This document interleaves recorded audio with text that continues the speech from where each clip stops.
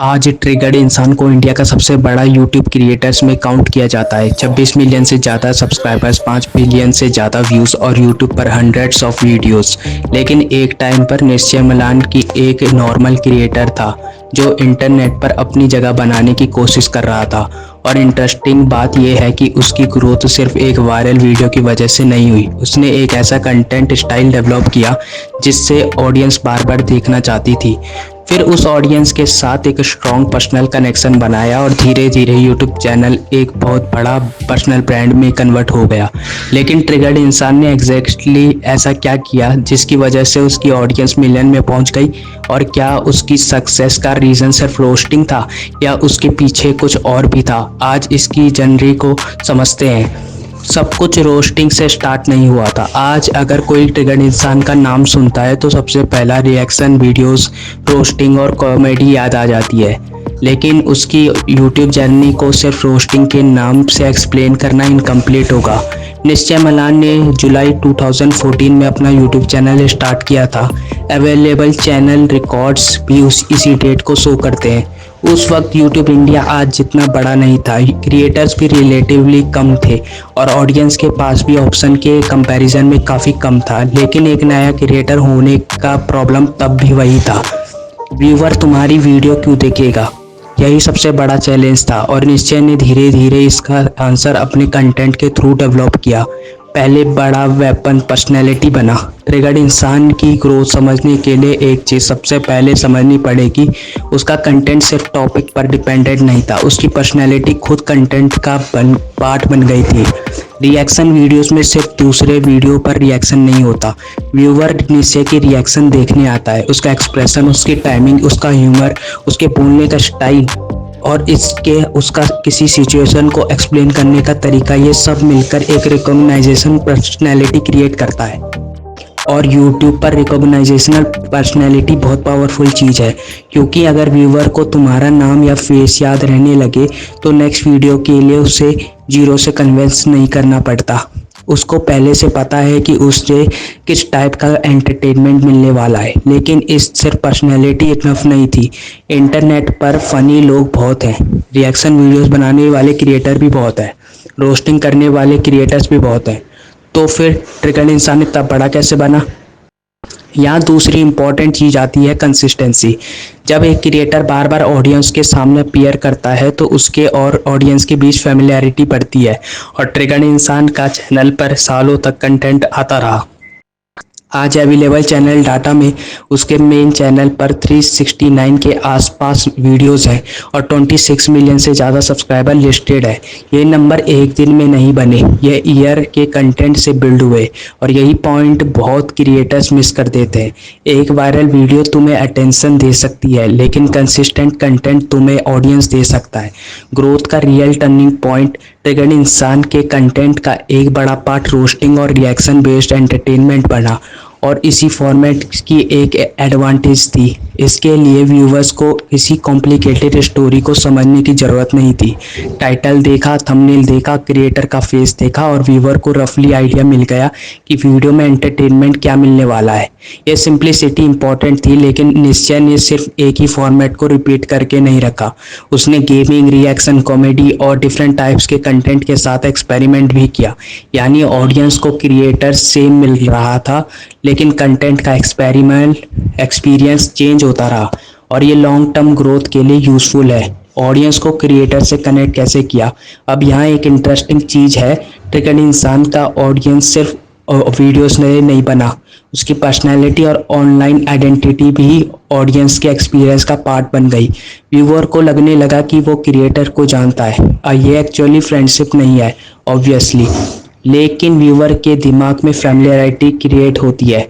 और YouTube creators के लिए ये फैमिलियरिटी बहुत वैल्यू होती है, क्योंकि जब क्रिएटर किसी नए फॉर्मेट में वीडियो अपलोड करता है, ऑडियंस उसको चांस देती है। अगर तुम्हारा ऑडियंस तुम्हें सिर्फ एक पार्टिकुलर टॉपिक के लिए फॉलो करता है तो टॉपिक बदलते ही व्यूज़ गिर सकते हैं। लेकिन अगर ऑडियंस क्रिएटर के लिए फॉलो करती है तो क्रिएटर को ज़्यादा फ्रीडम मिलती है। और ट्रिगर्ड इंसान के केस में ये डिफरेंस इंपॉर्टेंट रहा।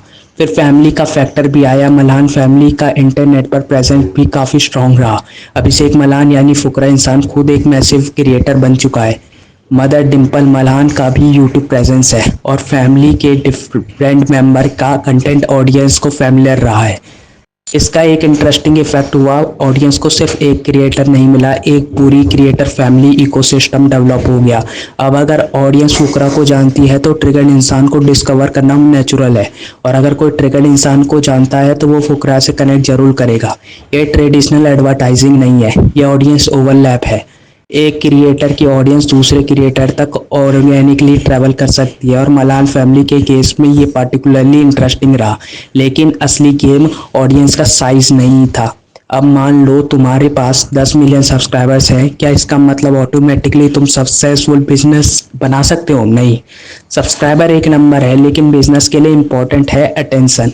कितने लोग तुम्हारी बात सुनते हैं, कितने लोग तुम्हारी रिकमेंडेशन नोटिस करते हैं, कितने लोग तुम्हारे नए प्रोजेक्ट के बारे में जानना चाहते हैं, और सबसे इम्पोर्टेंट कितने लोग तुम पर ट्रस्ट करते हैं। ट्रिगर इंसान ने ईयर्स के कंटेंट के थ्रू एक मैसिव ऑडियंस बिल्ड की। इसी वजह से उसका पर्सनल ब्रांड यूट्यूब चैनल से बाहर भी वैल्यूएबल हो गया। यूट्यूब से बाहर पर्सनल ब्रांड सक्सेसफुल क्रिएटर के लिए यूट्यूब सिर्फ एक प्लेटफॉर्म नहीं रह जाता, वो क्रिएटर की आइडेंटिटी का सेंटर बन सकता है। ट्रिगर्ड इंसान के केस में भी यूट्यूब के साथ गेमिंग, एंटरटेनमेंट और पब्लिक अपीयरेंस जैसे डिफरेंट एरियाज कनेक्टेड रहे। 2025 में उसकी शादी भी इंटरनेट पर काफ़ी वाइडली कवर हुई, और उसकी पर्सनल लाइफ के मोमेंट्स भी ऑडियंस अटेंशन का पार्ट बने। लेकिन यहाँ एक इम्पॉर्टेंट पॉइंट है, ये सब उसकी ओरिजिनल यूट्यूब ग्रोथ का रीज़न नहीं था। पहले ऑडियंस बनी, उसके बाद ऑडियंस के साइज की वजह से पर्सनल इवेंट और प्रोजेक्ट भी ज़्यादा अटेंशन अट्रैक्ट कर रहने लगे। यानी इन्फ्लुएंस पहले बना, फिर इन्फ्लुएंस के अराउंड और अपॉर्चुनिटी क्रिएट हुई, और फिर बिजनेस की एंट्री होती है। यहीं से फुकरा इंसान के साथ ट्रिगर्ड इंसान की स्टोरी और इंटरेस्टिंग हो जाती है। 2025 में फुकरा इंसान और ट्रिगर्ड इंसान ने मिलकर फोकस नाम के हाइड्रेशन ड्रिंक की ब्रांड बनाया। इस लॉन्च की रिपोर्टिंग उस वक्त मेजर पब्लिकेशन में हुई थी। यहाँ क्रिएटर बिजनेस का बेसिक मॉडल समझना जरूरी है। ट्रेडिशनल कंपनी को प्रोडक्ट लॉन्च करने के बाद ऑडियंस ढूंढने पड़ती है, क्रिएटर के पास ऑडियंस पहले से होती है, इसलिए प्रोसेस कुछ ऐसा हो सकता है। YouTube audience, creator trust, product, customer, ये मॉडल बहुत इंपॉर्टेंट है। लेकिन इसका मतलब ये नहीं कि हर क्रिएटर का प्रोडक्ट सक्सेसफुल हो जाएगा।